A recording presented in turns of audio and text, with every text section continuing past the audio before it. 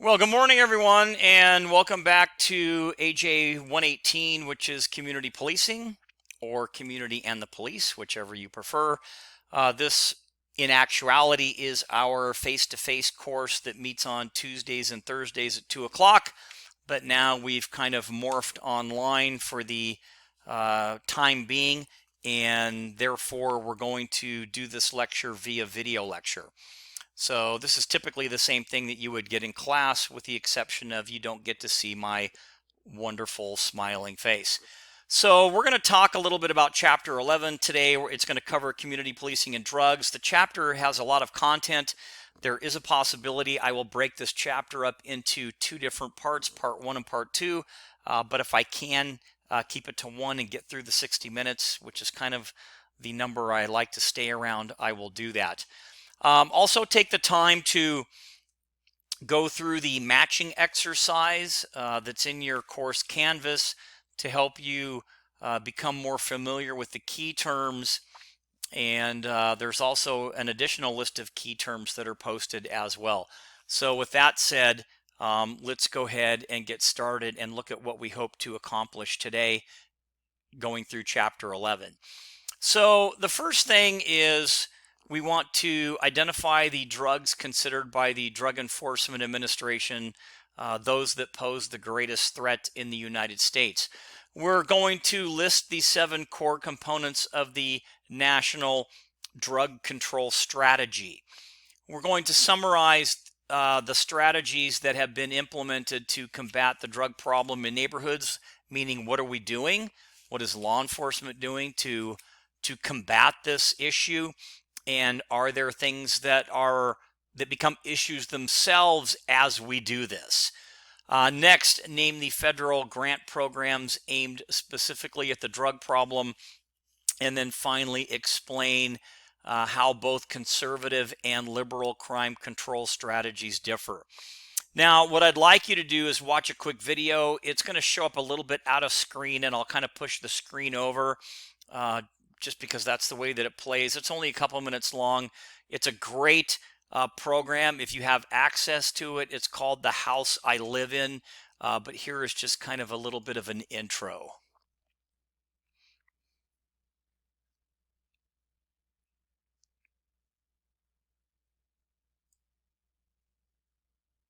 You have to understand the war on drugs has never been about drugs. America's public enemy number one is drug abuse. What will you do when someone offers you drugs?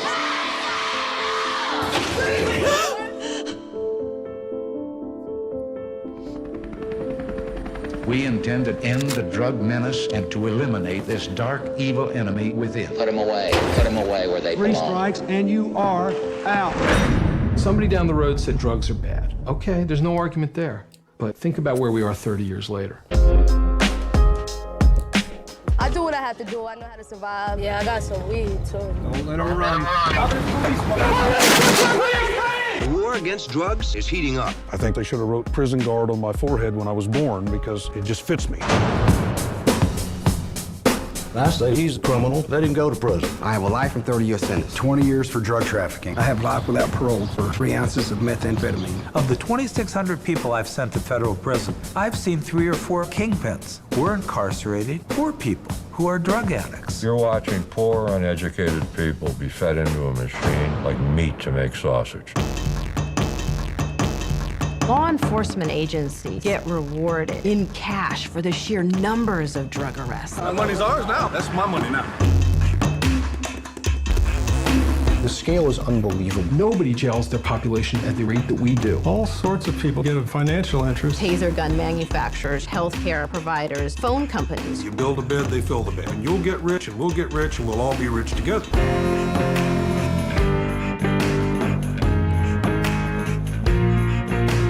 Engaged in a great experiment. What happens when you take large numbers of people, remove them from their neighborhoods, their families? What y'all getting them for?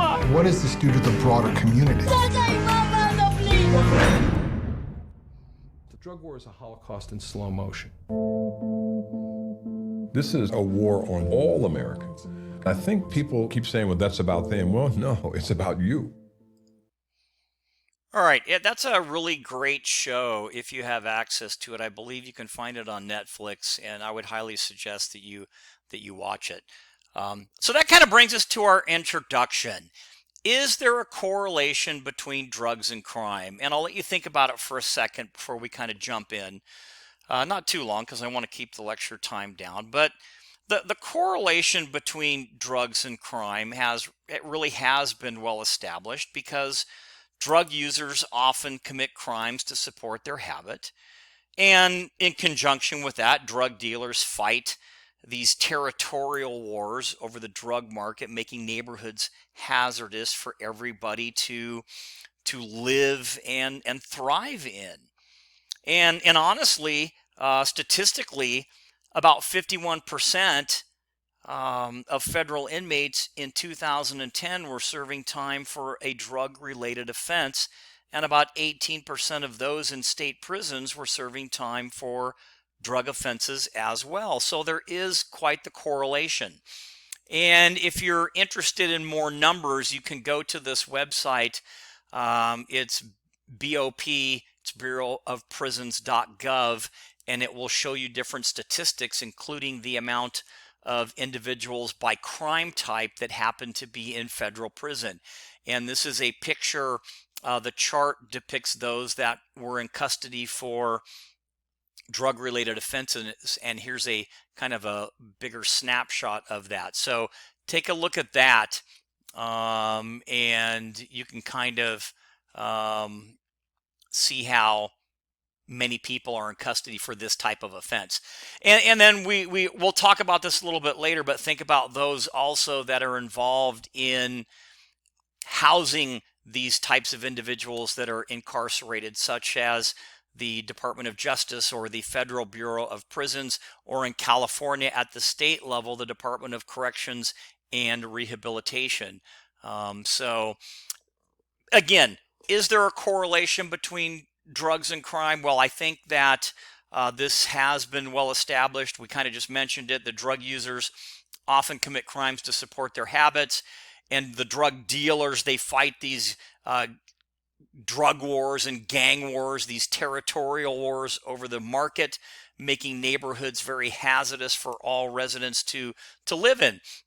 And as I said a minute ago, about 51%, I mean, it does vary a little bit, but about half of all federal inmates, and this is back in 2010, so the numbers have probably changed, were serving time for drug offenses, and about 18% of those in state prisons were serving time for drug offenses.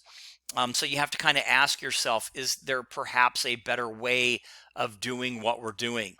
Now, data from the National Center on Addiction and Substance Abuse shows that more than 2.3 million people held in our nation's jails and prisons, approximately 2/3 of those meet the medical diagnostic criteria for substance abuse addiction, yet only 11% are receiving any type of treatment while serving time in those facilities, which kind of means that they will likely continue with their drug abuse once they're released because they're really not getting the help that they need. So, because crime and drugs are clearly linked, it is believed that efforts to reduce the drug problem are likely to reduce crime and disorder in a neighborhood or a community. And I think that really kind of does ring true. If you can kind of control the drug problem, I think that some of your crimes perhaps might go down. Now, the extent of the current drug problem is slightly difficult to pinpoint, although there are several tools that have been designed to conduct annual assessments. One of those, the National Survey on Drug Use and Health, the NSDUH for short. This survey obtains information on 9 categories of illicit drugs, and these are those. So marijuana, cocaine, heroin, hallucinogens, inhalants, pain relievers, tranquilizers, stimulants, and sedatives. And we'll go through a little bit of those more defined as we kind of move forward in the lecture.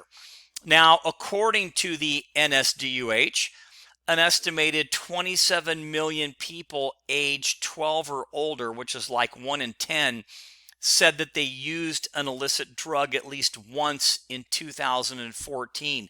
Now, these numbers have gone up each year since 2002, so just food for thought as we go further into the lecture. Do you have any thoughts on perhaps why this upward trend has taken place? And do you think that it's still at that level now, or has it maybe gone down? So again, kind of think about that as we look at some more of the numbers. Now, one of the most reliable sources of information on the drug problem is a survey tool called Monitoring the Future. And this is a national drug survey presented in two different parts. One, drug use among secondary school students, so the younger crowd, if you will. And the second part, drug use among college students and adults. Now, there's a link to that Monitoring the Future site if you want to get more statistical data, and you can go there as time permits. Now, the Drug Enforcement Administration, or the DEA, also publishes an annual national drug threat assessment. And this is a comprehensive strategic summary of the threats posed to our different communities by what we refer to as transnational criminal organizations.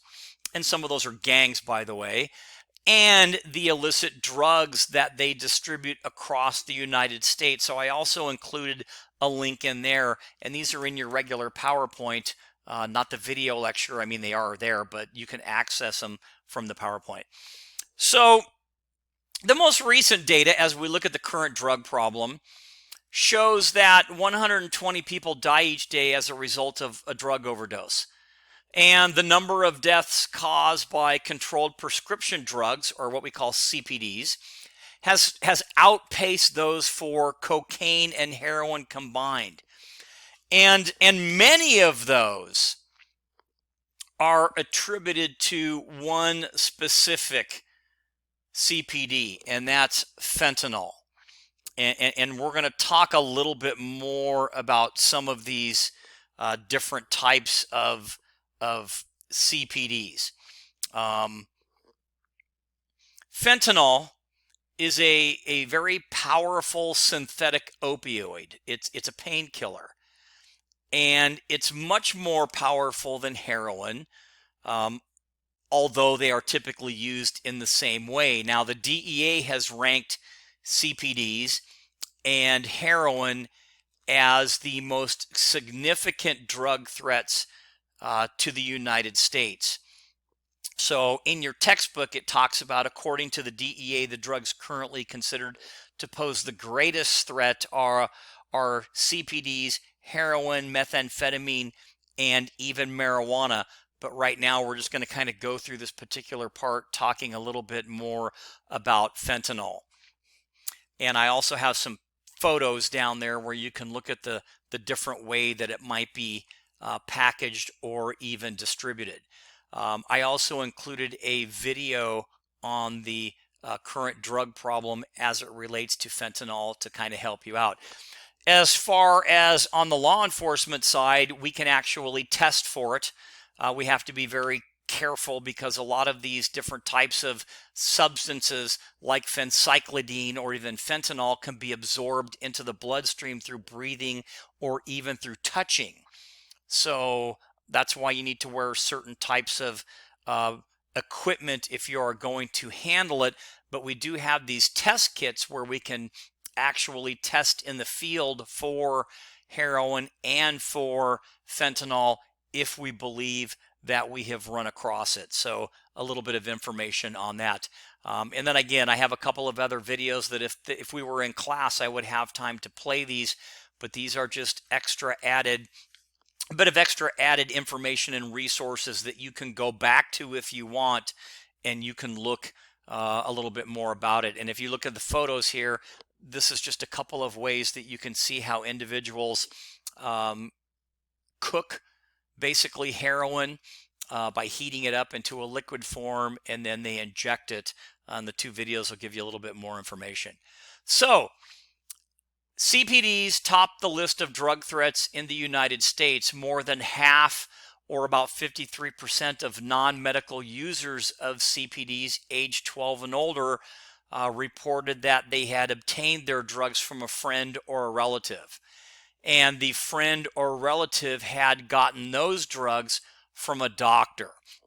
So if you're kind of looking broad out there at this particular problem, we can see that people are getting overprescribed medication, and that they might have this medication in their house, and the younger folks are getting a hold of that. Does that kind of make sense?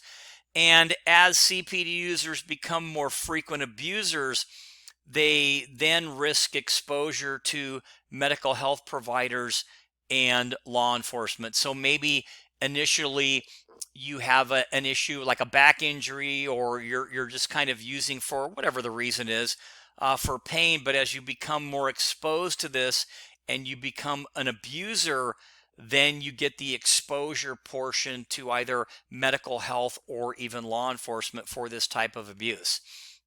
So when we talk about CPDs, or again, these controlled prescription drugs, the users often turn to buying drugs from the street dealers or even via the internet. And many of these types of users have turned to heroin as a cheaper alternative to these high-priced CPDs, or because they have been unable to obtain prescriptions. So, again, they're going to heroin, which has actually become a little bit cheaper than some of these prescription drugs like oxycodone or Oxycontin. And we'll talk a little bit more as we kind of go on. And again, when we talk about field testing for law enforcement, this is another view of what we have out in the field to test for these. So if you were to discover something that you believed was some type of drug, this test kit is for codeine. It'll turn blue, or it's heroin, or again, oxycodone or fentanyl. And the way that these work is inside of these little plastic packages are little ampules or vials, if you will, that contain liquid. And you pop, if there's 2 vials, you pop one, then you pop the next one. You add a little bit of the suspected drugs to that. You shake it up, and it's going to turn a certain color. And if the color matches what's on the outside of the test kit, then you have a presumptive match, which means it's more than likely it, but you still have to get it tested at the lab. But in the field, you have a presumptive match to whatever type of drug it is that you're dealing with. So that's a little bit about these CPDs. And although some data tends to show that the abuse of CPDs has lessened slightly a little bit, the trade-off has been recognized again as the level of heroin use has begun to rise. So again, just kind of keeping that, many CPD abusers have turned to heroin as that cheaper alternative to that high price CPDs, or the fact that they just can't get a prescription anymore. So what is heroin? Well, heroin is a central nervous system depressant that relieves pain and sometimes even induces sleep. The drug is derived from the opium gum produced by the poppy plant. And opium gum basically is converted to morphine in labs near the poppy farms, often in Asia or Latin America, and then to heroin, in labs within or near the producing country. And after importation, drug dealers basically cut or dilute, if you will, the heroin before they sell it. And there's a couple of pictures you can see of the poppy plants and of the gum as well. I also have some photos here of what heroin might look like, and sometimes it's even different color. Typically it comes in a powder. There's another type that I'll show you here in just a moment. On the left you have the white powder, and on the right it's a little bit brown or a little bit tan. Yes, you can smoke it, but typically heroin is injected, and because that makes the high a little bit faster. Heroin is steadily increasing, or has been since 2007. It's basically doubled from 2007 to 2013, and it continues to increase, and it's popular because it is more pure and less expensive than in the past. So you're getting a better drug that costs less. And the higher purity levels also mean that you can snort it instead of injecting it, okay? Which makes it more appealing to more users. So some people may not like needles, but they like the particular drug. So that makes it a little bit more appealing to them. And then the other reason is that when you inject heroin, you're going to leave marks. And we'll look at some of those, I believe, later on in the lecture, which is something that, other people can see, which means if they can detect it, then so can law enforcement visually off of those types of marks. Now, many Oxycontin users have migrated to heroin because it's harder to inject or inhale.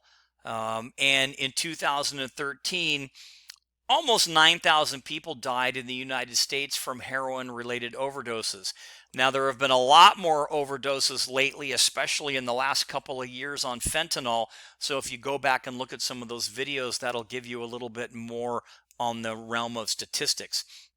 And in response, many police agencies are training their officers to administer what they call Narcan. And that's basically an injection that they can give to somebody in order to keep them from overdosing on either fentanyl or heroin. Narcan, if you will, or naloxone is what it's really called.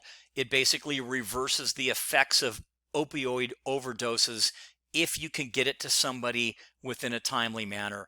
And street heroin, typically, I showed you some pictures of the different color powders. It's packaged in little balloons. And I want you to kind of think about, before we move on maybe why it's packaged in the balloons. So I'll kind of let that sit for just a second. The reason is that they'll package the heroin, the amount in the balloon that they're going to sell for $5 or $10 or $20, whatever they're selling it for. And the seller can actually keep a couple of those balloons in their mouth. And typically that's what they'll do. And if they are approached by law enforcement, the seller can actually swallow the balloon using that balloon as protection. And as long as it doesn't leak or burst, the person will be fine, because they will basically poop the balloon out later on, and the seller can recover the balloon and resell it. So I know it sounds kind of gross, but that's the rationale actually for the reason for the little balloons. So a couple of other pictures just to show you what it looks like. We have brown heroin. Again, sometimes it's different colors. We have you have white, and then we have an interesting type of heroin which is called tar. One way that you can tell that you've come across tar heroin is it almost looks like it's very dark. It's dark brown or sometimes even black. It looks like a little piece of tar, almost like black Play-Doh would probably be one of the ways to describe it. So it's a little gummy, but it smells like vinegar. So that's another way that you can kind of tell that you have tar heroin. And it's used in the same way, where it's heated up, turned into a liquid, and then later injected if that's what the person is going to do. We can test for tar heroin. Again, we have these test kits in the field. So here you can see this is a test kit for either white, brown, or what they call black tar heroin, which was what you saw in the photo just a minute ago. So now let's look at methamphetamine. And based on the time limit, I think I'm going to have to break this up into 2 lectures, but that's okay, because we're having a great time together. So we'll go part 1 and part 2. So methamphetamine, also known as meth, and typically because methamphetamine is not only hard to say, but it's hard to spell, it is a stimulant that can be taken orally, smoked, injected, or snorted. And it truly has become a significant problem across the country, and it continues to increase. And you'll see it in some different forms. You'll see it in powder. You'll see it in different colors. but you'll see it kind of crystally, which they call crystal meth, which is a little bit more potent. And we'll talk a little bit more about that. According to the 2014, remember NSDUH, approximately, let's just go with almost 500,000, 5,000 or 5,069 Americans use meth in any given month. The effects of meth include things like anxiety, confusion, insomnia, paranoia, aggression, visual and auditory hallucinations, meaning they hear things, mood disturbances, and delusions. And there's also some other visible signs of meth that we'll kind of look at on the investigative side. Methamphetamine is a highly addictive stimulant that looks like cocaine, but it's made from toxic chemicals like drain cleaner or paint thinner or even chlorine or even battery acid. The DEA also reports increases in small labs called one pots, or what they call shake and bakes, that yield like 2 ounces. So they have these big labs and they have these small labs, and we don't have enough time to go into all of the different investigative things on this, but again, they have these small mobile labs where they can make a couple ounces at a time, or they have these big home labs or warehouse labs.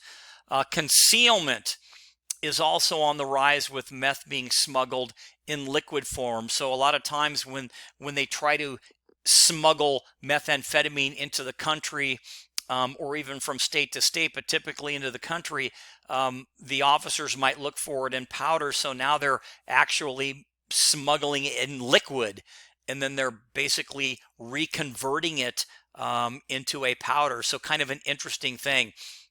This is a video of an officer that's going to show you some steps on how they make methamphetamine in a small mobile lab. And you'll see that he is all geared up with all of his safety gear and things like that. I'm not going to play the video, but it is an interesting thing to watch so you can see how these little small labs work. So what does methamphetamine kind of look like? Well, again, you'll see it in the white powder form when it's in the larger distribution, bringing in and smuggling and things. You'll see it in these big bags like this. Sometimes you'll see it in different colors. It may be the chemical that they're using, those precursors that they're using to cook meth, or they're just coloring it for their own trademark or their own brand, which again is kind of an interesting thing. So it kind of sells because that's the person's selling trademark. So here's another color that you can see. It's kind of an orange kind of color, a very light orange. Same with some of the other drugs. We are able to test this stuff in the field. So if you run across a bag of something and you kind of don't know what it is, you can drop some of it into that little black part, slides off and it opens. You put some of the suspected drugs inside there, put the little black thing back on, and you pop those little ampules, those little vials that you can see there from left to right. And then you shake it and it's going to turn a couple of different colors. And if it matches one of the colors, then you know that you have methamphetamine, or you possibly even have, in this particular test kit, you might have ecstasy. So this is kind of a larger lab, just to give you an idea. Now remember, this type of drug is made with synthetic chemicals like propane and Drano and all these weird things. So that's why it's so nasty, but it also is flammable and explosive. So that's just another issue. And then it leaves behind, when they're done making meth, they have what they call the throwaway chemicals of meth, where they have to figure out how to discard that. And a lot of times they'll put it in a big 55-gallon drum, drive it out to the desert, and just drop it. So there's a polluting effort or portion that we're talking about here too. So it's highly flammable. It's highly toxic. It wouldn't be the first time that a meth lab has exploded or lit on fire and the person cooking the meth was killed, or something like that. So a lot of issues as it relates to meth. Here's kind of a medium-sized lab inside of a vacant building. And this is where they're making meth there. Here's a small lab. Remember I told you those mobile labs? and you can see if you watch that video, but you've got drain cleaner, lighter fluid, propane, aluminum foil. This is all used to make meth. It's a very interesting thing, but remember, it's all synthetic, which is why it's so bad. And we'll talk a little bit more on it, I believe, a little bit later. Okay, marijuana. So let's take a minute and talk about that. Marijuana is the most commonly used illicit drug in the United States. And even though we're talking, your textbook is a couple of years old, we know that now certain amounts of marijuana are legal recreationally. Before it was just medically. You could get a medical card and you could use it for certain illnesses. Now in California and several states, it is okay recreationally, although it is still against the law federally. So state, you can use it recreationally. Fed, it's still against the law. So you can see there's a little bit of a rub there. But anyway, you need to know that, by the way, it is the most commonly used illicit drug in the United States. In 2014, an estimated 22 million Americans age 12 or older were current users of marijuana. And furthermore, a lot of survey results show that many Americans consider it neither dangerous nor harmful. Now, that's just one person's opinion, and we're not going to sit here and debate the whole marijuana thing. But although laws regarding marijuana have changed in several states over the past decade, remember, marijuana still remains illegal under federal law in all states via what they call the Controlled Substances Act. And the CSA, or the Controlled Substances Act, classifies marijuana as a Schedule 1 drug, meaning that it is categorized as having a high potential for abuse and has no current accepted medical use. Now, you can differ with that opinion if you want, and some of you might. However, again, this is the federal government versus the state government, so you can still see there are some issues between the opinion, if you will, on federal or state. And I have, to kind of show you, a minute ago I talked about schedules. I believe in your textbook, I don't remember what page it's on, but here is a table to show you how the DEA categorizes their drugs. So there are 5 schedules as indicated up here, and here's a link to the DEA's website. Schedule 1 says the abuse is high. The accepted medical use, of any kind in the U.S., none. Prescription, no. Do pharmacies sell it? No. Other comments, and the examples listed here are quite a few. You can see it's marijuana, heroin, ecstasy, LSD, GHB. And then you have Schedule 2, and they've got some lists here, and Schedule 3, and here's some lists, and Schedule 4 and Schedule 5. Now, again, this is the federal guidelines, okay? States can make their own laws on some things, but I wanted you to see the actual federal guidelines.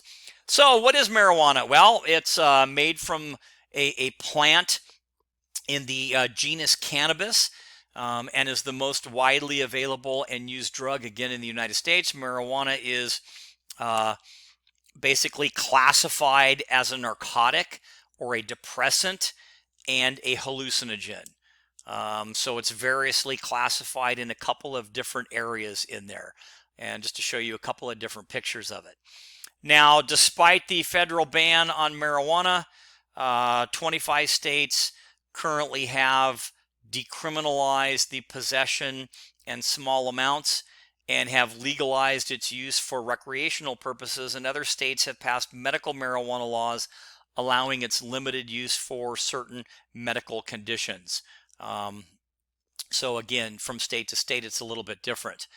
Now, research does show that 1 in 11 marijuana users age 15 or older became dependent on marijuana, resulting in an estimated 4.3 million people who meet the diagnostic criteria for abuse or dependence. So, and think about it like this. It's very, I mean, I know a lot of people say, hey, well, marijuana is not addicting. And I'm not going to fight the marijuana fight in this particular lecture, but caffeine is addicting. If you drink enough caffeine, you're going to want to have caffeine. If you're a soda drinker, if you've ever tried to stop drinking soda, same thing. If you're a coffee drinker, you can get dependent or kind of hooked on caffeine. So marijuana is no different. So I don't think people can say that, if they use it long enough, they're going to be dependent on it for something. Now, it doesn't mean that it's super harmful. I'm not a doctor and I'm not going to go into all those details. I just want you to know that pretty much on a lot of things, you can become dependent on them. So let's at least hopefully maybe agree on that one little part. Because some people also look at, those would be the critics, if you will, look at marijuana, has been considered to be what they call a gateway drug.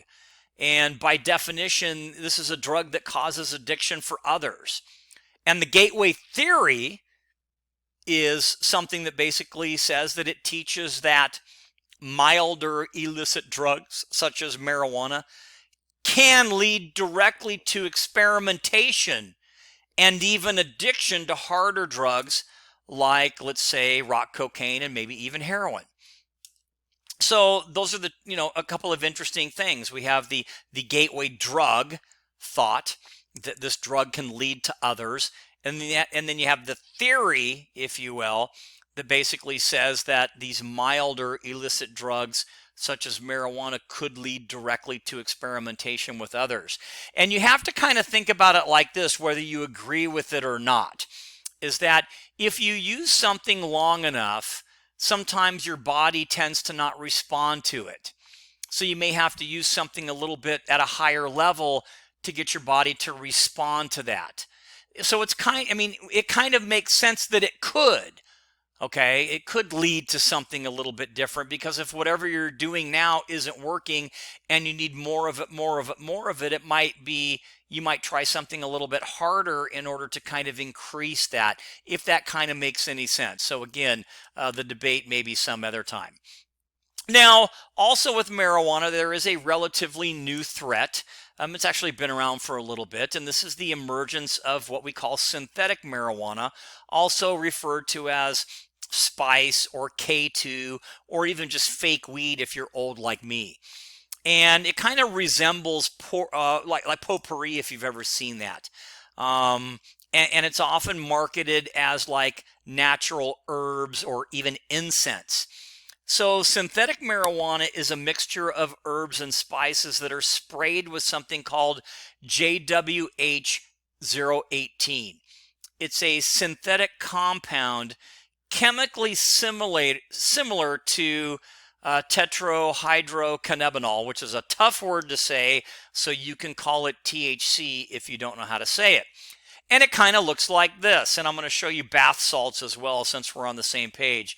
So this would be some fake natural blend stuff. And it's really causing some issues. Here's the, and they package it in this cool packaging. Here's K2, here's Scooby Snacks. And then on the right over here is what we call bath salts, and people are actually smoking that, and it's becoming a big deal as well. And then they sell in the stores, just so you know. I shot this when I was on vacation, and you can look through and you can see all of the different types of edibles and drinks and different things that have marijuana inside of them. So I thought I would share that with you as well. And just like in some of the other, or with some of the other drugs, we do have a test kit for it. So if you're unsure what you might have inside of a bag, if you find or come across some suspected marijuana, you can put it in a test kit just like you do with the other test kits, and you can get a presumptive analysis. Remember, that's just an initial analysis. It hasn't gone to the lab yet, but it does give you, a little bit more information on what you're dealing with. So, without spending too much time on this, I do want to, I'm not going to, again, debate this thing, but I want you to kind of look back to 2016 so you can see how things have progressed where we had California Proposition 64. This was the legalization of marijuana. It was on the November 8th, 2016 ballot.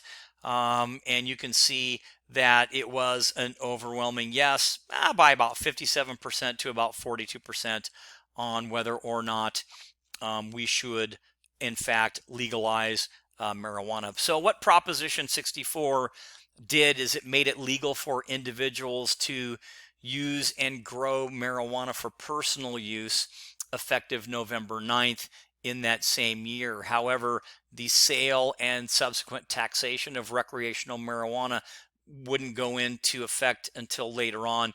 And you can look at more on your own, but you can't, there's limitations. You can only grow so much and possess so much, etc. So now let's move on to another form of impairment, drug driving, not drunk driving, drug driving. Significant problems across the country. Drug use becomes increasingly problematic when the users get behind the wheel. And this is one of the another concern that a lot of critics of marijuana had, is that are we going to have more intox on the highway? Because whenever you allow more things that cause any type of impairment, whatever that impairment might be, there is the possibility of more abuse of that. And if there's more impairment, you could get more crashes, etc. So the 2014, remember what we were talking about earlier, the NSDUH showed 10 million people aged 12 and over reported driving under the influence of illicit drugs. And the same survey showed that men were more likely than women to drive under the influence of alcohol or drugs, or even a combination of both. And after alcohol, the drug most often found in the blood of drivers who crash was marijuana. So yes, so a lot of times we were having these combination impairments where you would have alcohol and marijuana, and it would cause an impairment, and then somebody would crash. So, another thing that law enforcement kind of has to deal with. And along with that, prescription drugs are also commonly linked to drugged driving crashes. In 2010, a nationwide study of fatal crashes showed that nearly half, or about 47% of drivers who tested positive for drugs had used a prescription drug, compared to 37% of those who had used marijuana and about 10% of those who had used cocaine. So actually more people were involved in these fatal crashes had tested positive for some type of prescription drug. So I mean, you can see the extent of the problem, right? And it is a really big problem. And the problem is so big that you might even have, like this guy here that decided to run over one of our police cars, right, like over the top. So this is the tow driver that came there to kind of help the officers out. But you had this guy that ran over one of our cars and then crashed into the other one. So is this a problem? Yes, absolutely. It certainly is. And here's another picture of a patrol unit that got basically broadsided by a DUI driver. So yes, it is very problematic, not only just for the communities that you serve, the citizens that live there, the visitors that come there, but also for law enforcement in dealing with this entire situation as well. So underage drinking, according to the NSDUH, an estimated 8.7 million people aged 12 to 20 reported drinking alcohol the month prior to the survey, including 5.3 million who reported binge drinking and 1.3 million who reported heavy alcohol use. And by definition, if you want to know what binge drinking is, this is 5 or more drinks in a row during the previous 2 weeks. That would be binge drinking. A little bit more information: secondary school students and most college students have had considerable experience with alcohol. In 2015, a reported 10% of 8th graders, 22% of 10th graders, and 53% of 12th graders had, in fact, tried alcohol. So what is the cost? And I think we're going to go through the cost, and then we'll find a stopping point for part 1, and then we'll go into part 2, so you can kind of take a break and get some coffee, that you're addicted to. No, I'm kidding.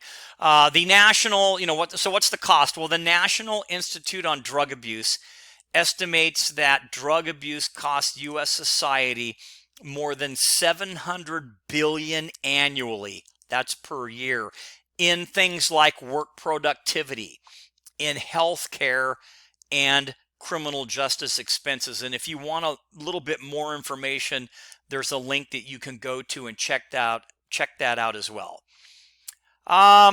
Okay, this might be, now let's go a little bit further. So let's talk a little bit about the war on drugs and part of the drug control strategy. How do we deal with all of this? Well, in 1914, the Harrison Narcotics Act made buying, selling, or using certain drugs illegal. And initially, trafficking and or using illicit drugs did not receive a lot of attention. But then in 1973, President Nixon declared the war on drugs. And you saw a little bit of that in that video. In the first video, it talked about the war on drugs. And what came out of the war on drugs were a couple of things that I'm not sure if they're working, but let's talk about it real quick. What came out of that was something called determinate sentencing. And determinate sentencing refers to a prison sentence for a fixed amount of time rather than a range of time. So instead of, say, 2 to 6 years, depending upon how many prior arrests you had or whatever, it's a fixed amount. So for example, determinate sentencing will involve an offender being sentenced to 1 year in prison rather than up to 1 year, which means the offender has to spend that whole year in prison. In other words, they're not eligible for any type of release. Now, that you may say, hey, that's okay. But let's look at something else called indeterminate.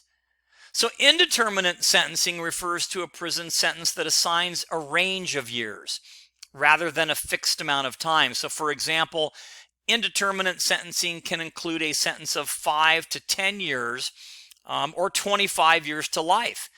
And this type of sentencing determines only the minimum and the maximum of years the offender has to remain in prison. So a couple of different definitions. So, I mean, when you look at those two things, what if it was your first offense? And, it says that you have to spend 15 years in prison, and it's your first offense. I mean, some of us might say, hey, that's fine. That's cool. You should do the 15 years. And some of us might say, well, maybe the circumstances, maybe we should look at that. But in that determinate sentencing, it doesn't really matter. So you can kind of get the difference between the two there on what the difference is, let's say, between determinate and indeterminate sentencing. And there are some big issues built into that. So how do we stop drug abuse before it starts? Well, 3 core components of the National Drug Control Strategy that was formulated back in 1989 talk about stopping drug use before it starts, like prevention, healing America's drug users, that would be treatment, and then disrupting the market, that would be law enforcement efforts. So those are 3 core components of the National Drug Control Strategy. One strategy that was out there, one key to preventing drugs, is education. And probably the most evaluated program that was out there, at least in my time growing up, was something called DARE. This was Drug Awareness, Resistance, and Education Program. And it's, DARE to keep kids off drugs, and you can see a couple of photos there. It was developed in 1983 by the Los Angeles Police Department. A report on DARE in the early 2000s, however, concluded that the program didn't have a statistically significant long-term preventative effect on youth's attitudes towards illicit drug use. Although it is still used and around today, that significant long-term preventative effect, they really didn't see that as they kind of evaluated that type of program. Some other programs, again, stopping drug use before it starts, safety first, talking about a reality-based approach to drug safety. There are 3 assumptions there when you talk about safety first. Number 1, teenagers can make responsible decisions if given honest, science-based drug education. Number 2, total abstinence may not be a realistic alternative for all teenagers, meaning like they're never going to touch it or never going to try it. Probably not. And then number 3, the use of mind-altering substances does not constitute abuse. Again, these are 3 assumptions that are out there. Another reality-based approach to drug education would be life skills training. So preventing substance abuse is provided to students with skills needed to avoid drugs. So again, drug resistance skills or personal self-management or even some general social skills. So all of these, again, are life skills. And then the treatment portion. In 2014, an estimated 21.5 million people age 12 or older were classified as having a substance abuse disorder within the past year, including 17 million people with an alcohol use disorder and 7.1 million people with a drug use disorder. An estimated 2.6 million people had both an alcohol and drug use disorder. So again, when you talk about treatment, there's a lot of individuals out there that we have to deal with. As far as spending billions of dollars attacking the drug supply, there are critics that argue that it is a costly and ineffective approach to the drug war. The focus then should be more on funding treatment programs versus maybe attacking the drug supply by having all these task forces and officers out there. My argument would be maybe it should be a little bit of both. But some empirical evidence supports the argument that substance abuse treatment is a sound public investment. So I think that, no matter what your belief is, that some of the evidence out there points to the fact that we do need to have some treatment programs out there in order to deal with that. So I'm going to stop here, and then we're going to jump into section or part 2, talking a little bit about drug raids or how law enforcement does their disrupting the market portion. So this will end part 1, and then I'll come back and we will do part 2.